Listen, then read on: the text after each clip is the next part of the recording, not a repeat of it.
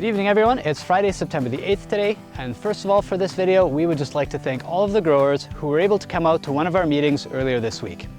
It was fantastic to see so many of your friendly faces again, and it became really evident just how fast some of these crops are progressing when it comes to maturity.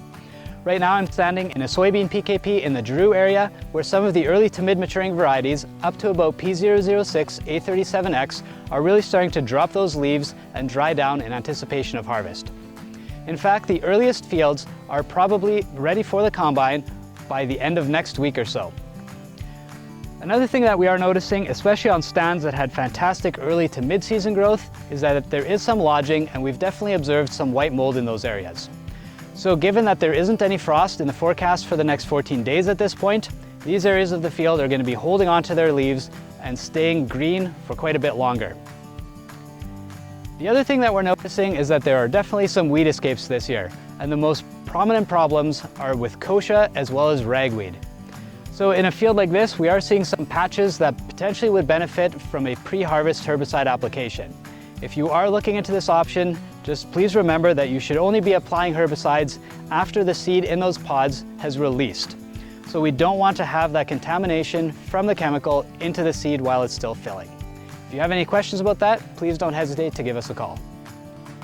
A week ago, the majority of the corn in the area was still dark green and looked like it had a ways to go.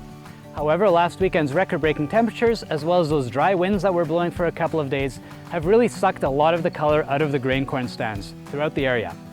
In fact, this was so alarming that we already had half a dozen calls about it before we got to the office at the beginning of the week. While also initially concerned, we've actually found that a lot of this change is due to maturity. To date, we're sitting at about 110% of long-term averages for heat accumulation for this calendar date. When we combine that with relatively early planting conditions and a drier than average August, we're finding that hybrids from 72 to about 78 CRM are getting very close to physiological maturity. Right now I'm standing in some P7822 acre max, and it's sitting at about 33–34% moisture.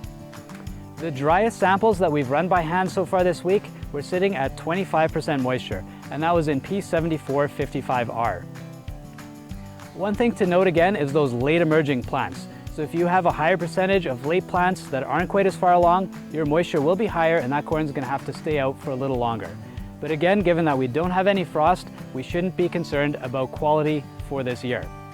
In fact, all of the samples that we've run so far this week, after drying them down, we were between 54 and 55 pounds per bushel.